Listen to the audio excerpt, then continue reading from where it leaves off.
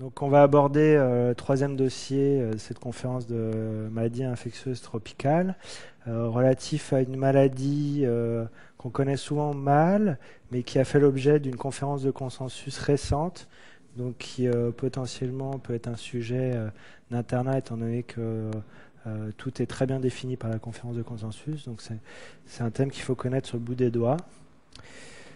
Donc nous allons revenir sur l'énoncé. Donc c'est un agriculteur de 47 ans qui consulte pour l'apparition d'une gêne au niveau du membre supérieur droit et d'une douleur cervicale irradiant dans l'épaule droite, l'empêchant de travailler et de pratiquer son passe-temps favori, la chasse au cerf.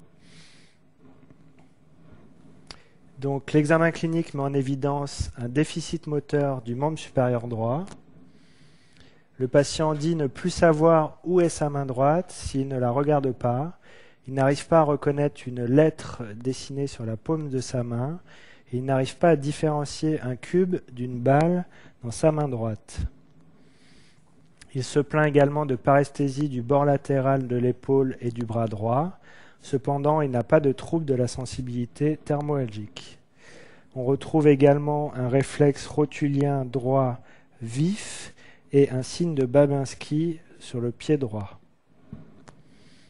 L'interrogatoire retrouve la notion d'une éruption rougeâtre sur la cuisse sans relief de plusieurs centimètres de diamètre, s'étant élargie en anneau en quelques jours, la peau du centre ayant repris progressivement sa couleur d'origine.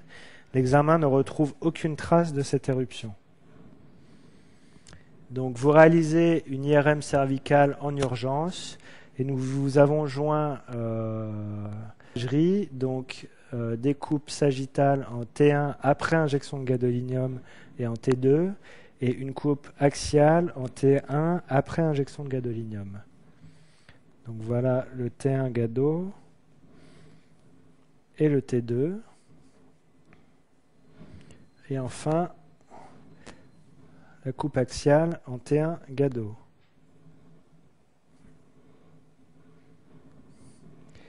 Donc les questions. Première question, décrivez les images de l'imagerie par résonance magnétique.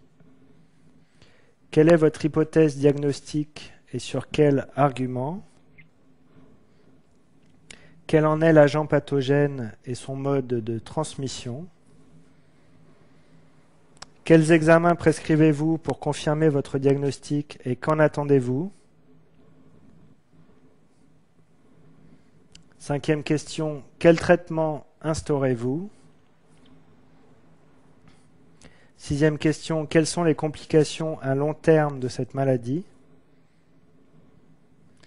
Septième question, après avoir défini les termes de prévention primaire, secondaire et tertiaire, vous en donnerez les mesures pour cette maladie. Donc, première question, décrivez les images de l'IRM. Donc, je vous ai remis l'image du T1 gado axial. Donc, c'est donné dans le dossier, mais il faut quand même rappeler donc, que vous êtes devant une IRM, donc a priori centrée sur la moelle, donc médulaire, avec d'abord en T1 avec injection de gadolinium, tel qu'on vous l'a précisé, et qui met en évidence donc sur les coupes sagittales qu'on reverra après. Donc on voit bien la moelle sur la coupe sagittale avec le tronc en haut. On retrouve une prise de contraste comme ceci, spontanée, après injection de gadolinium arrondi de la moelle postérieure, donc qui est en regard des vertèbres C2, C3, avec, ce qui est peut-être difficile à voir sur l'imagerie, un petit œdème périlésionnel. Et donc on retrouve sur la coupe axiale qui est ici présentée, donc qui est fait en fait à peu près à ce niveau-là, une prise de contraste du cordon postérolatéral de la moelle après injection de gadolinium. Donc voici la coupe sagittale. On retrouve la prise de contraste postérieure de la moelle, donc en regard des vertèbres C2, C3.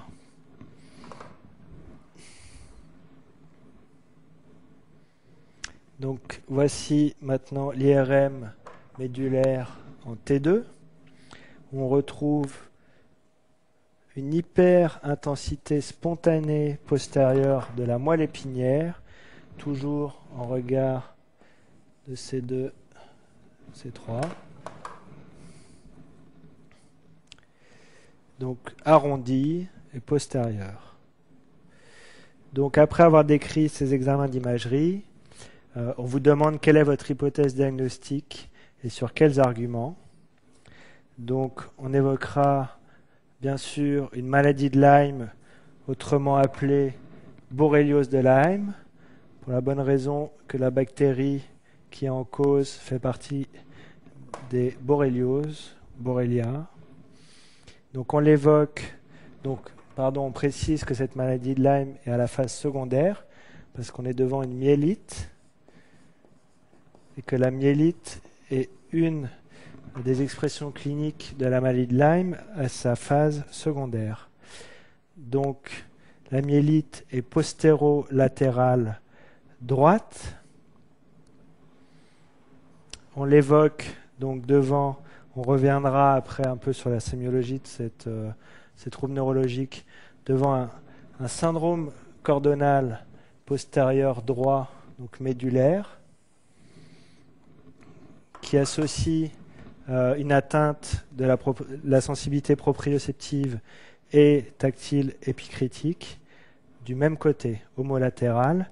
Donc on retrouve dans l'examen la difficulté à reconnaître une lettre dessinée sur la main, troubles de la graphesthésie, l'astéréognosie, les troubles de la position du membre et les paresthésies du territoire C4, C5. Et donc, on a aussi quelques douleurs radiculaires qui ne rentrent pas directement dans le cadre du syndrome cordonal postérieur, mais plutôt sur une petite atteinte radiculaire qui est donc par continuité par l'œdème de cette lésion. On va le revoir sur un schéma. On a également, en plus du cordon postérolatéral, une atteinte du cordon latéral de la moelle droite cervicale, qui entraîne donc cliniquement une irritation pyramidale avec un réflexe vif et un Babinski homolatéral, parce que le cordon latéral a déjà des QC au-dessus, donc les signes sont homolatérales. Et on a un déficit du membre supérieur droit qui est lié à l'atteinte par l'œdème des motoneurones dans la substance grise de la moelle.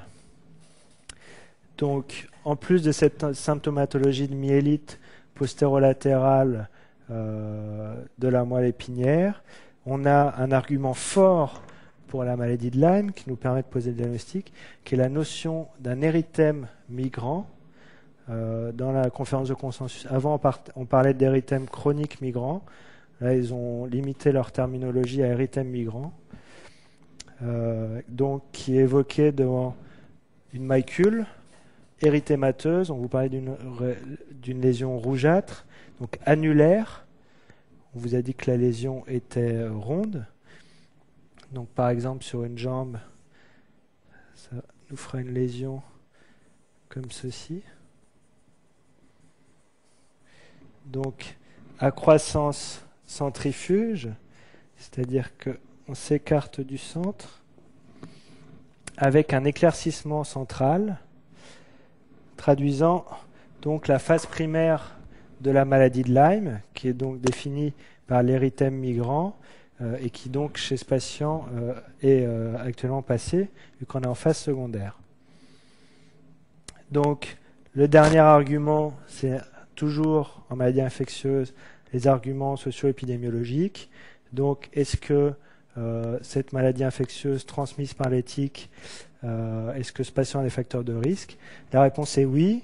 C'est un agriculteur qui fait de la chasse en forêt, donc qui est potentiellement exposé aux tiques qui tombent des arbres directement sur la peau du patient et qui, en le mordant, cette borréliose. Donc, après avoir argumenté votre diagnostic on vous pose une question relative à l'agent pathogène en cause dans la maladie de Lyme et son mode de transmission. Donc ça, vous devez l'apprendre par cœur, hein, tout simplement. Donc, l'agent pathogène, c'est une bactérie. Il faut toujours préciser en maladie infectieuse. Est-ce qu'on est face à une bactérie ou bien un virus ou bien un parasite? Et enfin, un champignon. Voilà. Donc une fois qu'on a défini ça, si on en connaît la classe, on peut la préciser. Donc là, c'est une borréliose. Et puis, on arrive au nom du germe, à savoir la Borrelia burgdorferi. Donc, le mode de transmission de cette maladie, c'est une maladie qui est transmise par une piqûre de tique,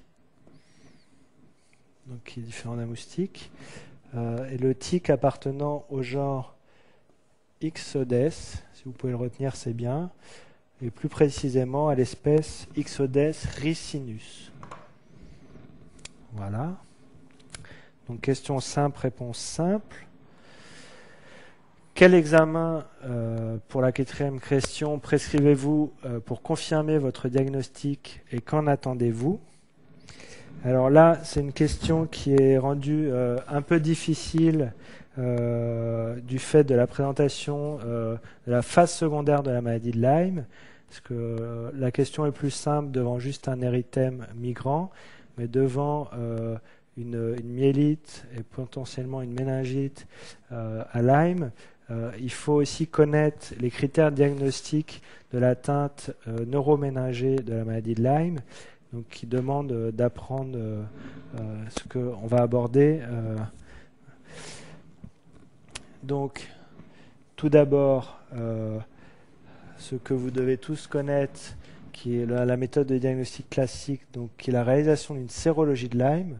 Donc la sérologie est un fréquent maladie infectieuse, je vous le rappelle, qui est la recherche d'anticorps spécifiques dans le sérum, avec l'association de 2 techniques, comme on l'avait vu pour le VIH, l'ELISA et le Western blot, qui permet d'associer à la fois une technique sensible et une technique spécifique, ce qui permet, après un résultat positif des 2 résultats, d'éliminer tous les faux positifs et faux négatifs pour arriver à un diagnostic conforté. Donc il faut que cette sérologie soit bien évidemment positive, parce que si elle est négative, ça veut dire qu'on n'a jamais été exposé à cette Borrelia. Et avec le contrôle à distance de la sérologie, il faudra qu'on objective une ascension du titre sérique, parce que quand on fait une sérologie, on peut quantifier le nombre d'anticorps. Donc ce nombre d'anticorps augmente à distance de l'exposition à cette infection, notamment sur les immunoglobulines G pour la maladie de Lyme. Donc ça, c'est l'examen classique. Comme je disais, une borréliose secondaire avec atteinte neuroméningée, on va rechercher les critères diagnostiques de l'atteinte neuroméningée en réalisant une ponction lombaire, donc qui ramènera un liquide. Donc la ponction lombaire, c'est toujours pareil. On fait une analyse biochimique qui va nous dire les protides, est-ce qu'il y a une hyperprotidémie, les glucides, est-ce qu'il y a une hypoglycorachie en faveur d'une infection, et d'autres examens moins importants, type les chlorures. L'analyse bactério, qui va nous donner le nombre d'éléments, qui, je vous rappelle, s'il est supérieur à 10, définit la méningite, et la formule, à savoir le pourcentage de polynucléaires, de lymphocytes, et éventuellement d'autres cellules, notamment cancéreuses. Et ensuite, selon le contexte clinique, on pourra envoyer ce liquide à d'autres laboratoires, notamment chez le patient VIH, la virologie, ou en cas de suspicion d'encéphalite herpétique, la parasitologie, pour par exemple la cryptococcose, chez le patient VIH, et la cytologie, suspicion de leucémie, lymphome, pour rechercher des cellules anormales. Donc chez ce patient, on va privilégier l'étude bactério- et biochimique. Donc on s'attend à avoir une hyperprotéinorachie en faveur d'une méningite, avec une méningite lymphocytaire, donc avec un pourcentage plus élevé de lymphocytes que de polynucléaires, contrairement aux méningites bactériennes qui ont plutôt des pourcentages de polynucléaires élevés. Et donc on réalisera, ce qui est important à retenir dans ce dossier, une sérologie de Lyme dans le LCR, qui est bien précisée dans la conférence de consensus, qui doit être positive pour poser le diagnostic de myélite de Lyme, avec donc la présence d'IgG spécifique dans le LCR. Et en son absence, on aura envie de chercher une autre cause à notre atteinte neurologique, même si un agriculteur chasseur a une sérologie de Lyme dans le sang positive, ce qui peut être simplement lié à une exposition chronique otique, et pas forcément à une maladie de Lyme en elle-même. De manière optionnelle, on pourra compléter nos investigations par une mise en culture du LCR pour voir si on retrouve la bactérie qui pousse, et une recherche de Lyme par PCR. Donc on réalisera un bilan classique sanguin infectieux avec une numération formule sanguine et une CRP, surtout pour éliminer les diagnostics différentiels, et on en attendra certes un syndrome inflammatoire, mais pas très important, contrairement aux infections bactériennes. Si on a un gros syndrome inflammatoire, on sera un peu gêné, on aura envie de réorienter le diagnostic. Donc, quel traitement instaurez-vous devant cette maladie de Lyme à la phase secondaire? Donc, vous pouvez réexpliquer que vous faites un traitement de la phase secondaire de la maladie de Lyme, parce que selon que la phase est primaire, secondaire ou tertiaire, les traitements ne sont pas les mêmes, et selon qu'il y a une atteinte neurologique ou articulaire ou autre, les traitements ne sont pas les mêmes, parce que renvoie aux qualités des antibiotiques, à savoir est-ce qu'ils pénètrent bien le parenchyme cérébral, est-ce qu'ils pénètrent bien l'os, etc. Donc là, on est dans la situation du secondaire avec une atteinte neurologique. Donc on veut un antibiotique efficace sur la phase secondaire et qui pénètre bien à travers la barrière hémato-encéphalique. Donc ça sera une antibiothérapie active sur le germe, comme je disais, à bonne pénétration. Donc l'antibiothérapie de choix, c'est une céphalosporine de 3e génération, à savoir la ceftriaxone ou rocéfine, à la dose de 2 grammes par jour intraveineuse. Donc la rocéfine, c'est un antibiotique qu'il faut connaître parce qu'on l'utilise de plus en plus, et dans pas mal de dossiers d'infectieux, ça sera l'antibiotique de choix. C'est un très bon antibiotique, efficace, à large spectre, à bonne pénétration, notamment urinaire pour les pyélonéphrite et neuroméningée pour les méningites. Et donc on poursuivra ce traitement de manière prolongée pendant 21 à 28 jours. Donc on n'oublie pas les traitements associés. Donc chez un patient qui a des douleurs radiculaires importantes, on va bien sûr lui mettre des antalgiques. Donc on commencera par les antalgiques de palier 1, plus ou moins 2 ou 3 si ça ne suffit pas. Et puis, comme on est devant des douleurs neurogènes, on mettra les antalgiques spécifiquement recommandés dans les douleurs neurogènes. Donc on peut proposer par exemple le Rivotril ou le Neurontin parmi d'autres. On a un patient qui a un déficit neurologique, des troubles de la proprioception, donc qui potentiellement, au fur et à mesure des jours, s'expose au risque d'amyotrophie et de perte de la fonctionnalité de son membre supérieur droit. Donc on va mettre en route de manière précoce, on peut rajouter, une rééducation à travers une kinésithérapie active, donc qui pensera bien à faire une rééducation proprioceptive, retrouver la sensibilité proprioceptive et motrice, donc du membre supérieur droit. Et bien sûr, la surveillance, que je ne détaillerai pas, mais qu'il ne faut jamais oublier en l'absence de questions spécifique sur la surveillance, qui est le cas de ce dossier. Donc, en avant-dernière question, quelles sont les complications à long terme de cette maladie? Donc, les complications à long terme, il faut évoquer deux tiroirs. Donc, la phase tertiaire de la maladie de Lyme, qui comprend un certain nombre de diagnostics. Premièrement, les encéphalomyélites chroniques, autrement dénommées neuroborréliose tardive. Donc, je pense qu'on ne vous donnera pas des cas sur ces pathologies-là, mais il faut juste retenir leur nom. Des polyneuropathies sensitives axonales chroniques également.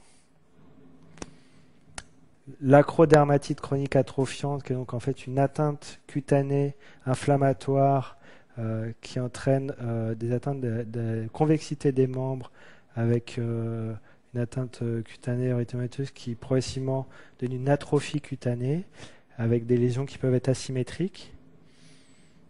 Et enfin, les atteintes articulaires que je nommais tout à l'heure par rapport au choix des antibiotiques, notamment les arthrites aiguës, récidivantes ou chroniques. Et donc, ça c'était la phase tertiaire. Donc on a vu la primaire, la secondaire, la tertiaire.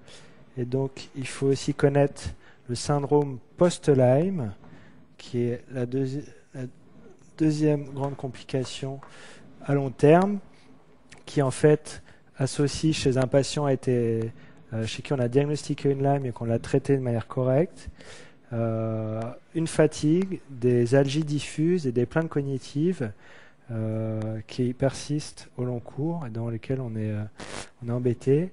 Et quand on retrouve à l'interrogatoire la notion de maladie de Lyme passée, on peut poser le diagnostic après avoir éliminé d'autres pathologies de syndrome post-Lyme. Donc, dernière question qui ouvre un peu le domaine de la santé publique. Donc, après avoir défini les termes de prévention primaire, secondaire et tertiaire, vous en donnerez les mesures pour cette maladie. Donc, selon l'OMS, pour les définitions de la prévention primaire, secondaire et tertiaire, donc la prévention primaire, c'est l'ensemble des moyens mis en œuvre pour empêcher l'apparition du trouble ou de la pathologie ou du symptôme. Donc on voit bien qu'on est avant l'apparition de la maladie. La prévention secondaire est la prise en charge du problème qui vient d'arriver au tout début de son apparition pour essayer d'en enrayer l'évolution. Et la prévention tertiaire, qui elle vise plutôt à prévenir les rechutes et les complications de la maladie, ou tout du moins à les prendre en charge pour qu'elles soient le moins lourdes possible. Donc pour retenir ces termes-là qui ne sont pas toujours évidents, donc on peut faire un schéma du temps. Donc vous avez ici la survenue d'une maladie, par exemple la maladie de Lyme, et avant la survenue de cette maladie, vous avez l'exposition à des facteurs de risque de cette maladie et éventuellement à des facteurs protecteurs. Donc la prévention primaire, elle va se situer dans cette zone-là et elle va consister à diminuer les facteurs de risque de développer la maladie ou bien à en faciliter les facteurs protecteurs. Donc si on s'expose au risque qu'on développe la maladie va s'installer pour atteindre et puis potentiellement persister avec des complications plus ou moins et on peut être exposé à des récidives de la maladie. Donc la prévention secondaire sera plus présente à ce moment-là, c'est-à-dire qu'elle va intervenir au moment de la survenue du trouble, du risque ou de la maladie pour essayer d'en enrayer l'évolution ou bien de dépister précocement cette maladie. Parce que si on la dépiste précocement, peut-être qu'on va la traiter plus tôt que si on la dépiste trop tard. Et enfin, la prévention tertiaire qui consiste à essayer d'agir pour diminuer les complications de la maladie ou bien à éviter les rechutes de cette maladie ou bien à prendre en charge, accompagner le pronostic fonctionnel, etc. Donc je vais revenir un peu sur la sémiologie